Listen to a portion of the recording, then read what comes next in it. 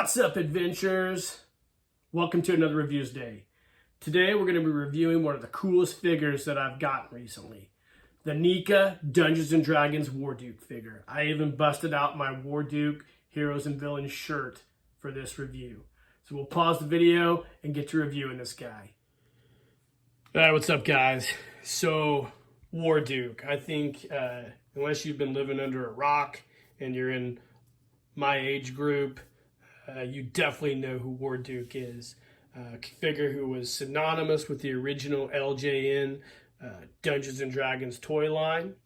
One of the coolest figures, I think, in that toy line, and one of my favorite figures, along with Strongheart Paladin. He was the first Dungeons & Dragons figure that I got back in the day. I believe I got my first one at KB Toys and Hobbies, and he came in a pack with his horse.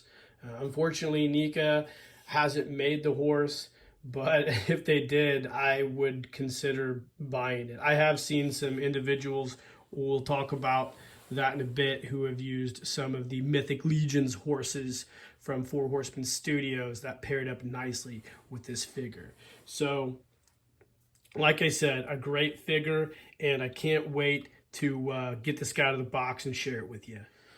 All right, so as with all Neca figures, the packaging's always top-notch. I know I do have some complaints about the wires and getting them out and whatnot, but that's just me being kind of a bitch. And that's okay, because when you pay that much for a figure, you can kind of bitch a little bit, as far as I'm concerned.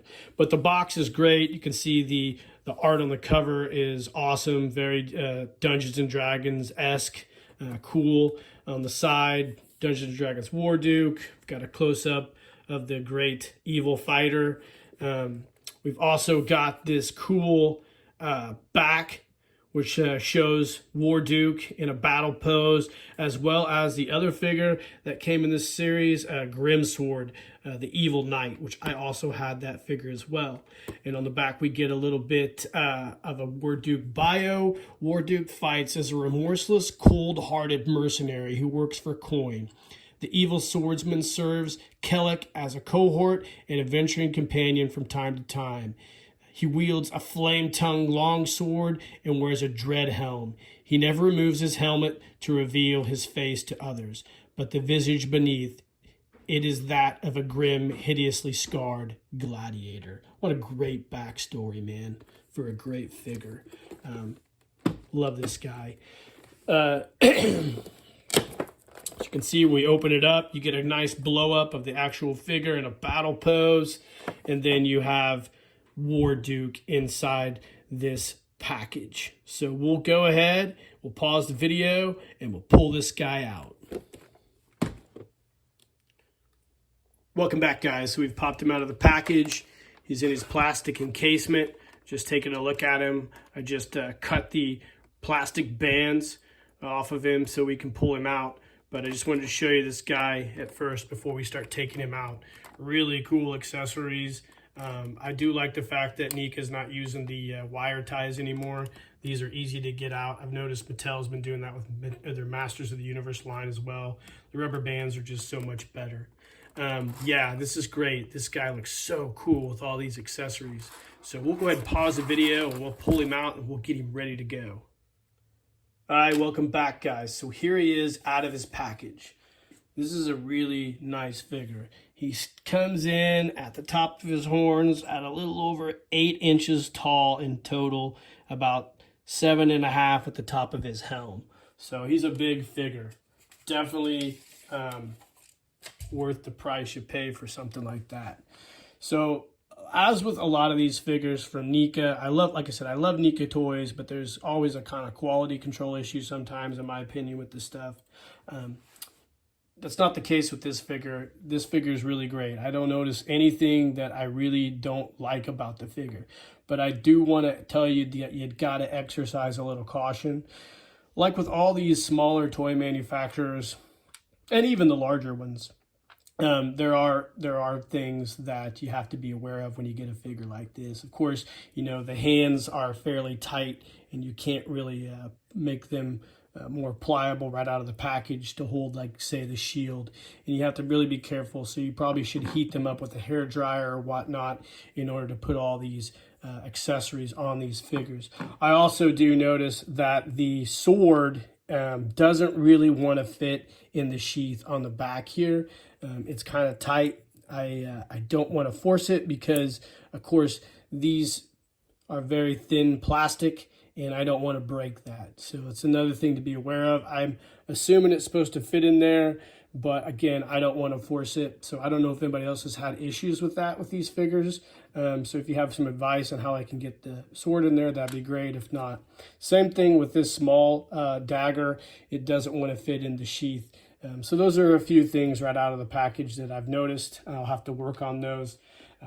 The pliability is just always an issue with all these figures. The flame that goes over his sword also doesn't really want to fit over the sword. And again, it probably will if I just work it, but I don't want to do that right now and possibly fatigue the plastic and break the sword. So there's that with this figure, which is not a Debbie Downer, you know, it's just one of those things that happens with figures like this. He also comes with 3 different hand variations that you saw in the package right off the bat. So we have a couple flesh hands as well as his armored hand for his chainmail arm. So those are cool too. He has his cool shield, which is a great representation of the original skull shield that the old LJN Warduke had, as well as a sword which is almost identical to his original sword. And we've got extras like the dagger and some of the other items on this figure. Now this guy was designed and sculpted by a fella named Thomas Gwynn. I follow Thomas on Instagram. If you guys are on Instagram, definitely give him a follow. I'll put a link to his Instagram in the description, as well as Neca Toys. And Thomas has done a lot of the Dungeons and Dragons figure sculpting, and as well as some other sculpting for Neca Toys. He's a fantastic toy sculptor and designer, and I love following him and seeing all the cool things he comes up with. He sculpts a lot of cool stuff. So, and obviously he did this figure, and it's amazing. There's a lot of really cool details on this figure that are all homages and callbacks to the original Warduke figure, as well as him taking some design considerations and making the figure even better than the original, in my opinion. But you can see all the detail on this figure. It's just fantastic how this guy turned out. When I first saw this for solicitation from Neca Toys, it was like a no-brainer. It took a long time to get this figure. I think, you know, as with a lot of these guys, there's a time it takes to do the 3D original rendering, print the figure, go through all the tests, make changes, and then finally when you get to production, it takes a long time. You know, you see that with Super 7 and some of these other companies as well, but it's a good problem to have, I guess. So you get these and it makes you wait for them. But I was really excited to get this guy. This is a really great figure. You know, the interesting thing is Neca has this license for these Dungeons and Dragons figures, and they're getting ready. Right now, they've actually released pre-orders for a couple other figures.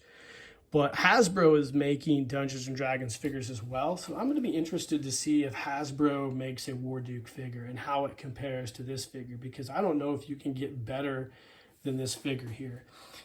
Other than the fact that, you know, the weapons are a little tight, and but you can fix all that with a hair dryer to get him to where you want him to be. There's plenty of videos and tutorials on that. And definitely there's plenty of other toy reviews on this figure as well. But this is an awesome figure. I really am excited to put this somewhere. And I don't know if I'll be able to put him on my desk at work. This is such a nice figure. Sometimes my figures fall, and I would hate to have this guy fall and break. So we'll figure out something for him. But this Dungeons & Dragons Warduke figure by Neca Toys, this is a dope figure. If you're into Dungeons & Dragons figures, you can still find these. Obviously, they're out there. And I would suggest getting one if you like Warduke. He's one of my favorite characters, and this is one of the coolest figures that I have in my collection right now, and definitely one of my favorite figures of the last year. So I hope you guys enjoyed the review. It's pretty simple. I didn't really put a lot of gear on him because this is just kind of a raw unboxing to get him out of there. Obviously, I'm going to take the time to put all his accessories on him and figure out how to sheathe the swords and whatnot and get him in a nice, cool battle pose to put him in my office or somewhere else. So, guys, I hope you enjoyed the video. Like and subscribe to the page. Let me know in the comments what you think of this figure if you own it. Let me know if you've got any advice on putting the accessories on this guy. And I look forward to doing some more toy reviews for you guys. So in the meantime, keep living the adventure and cheers.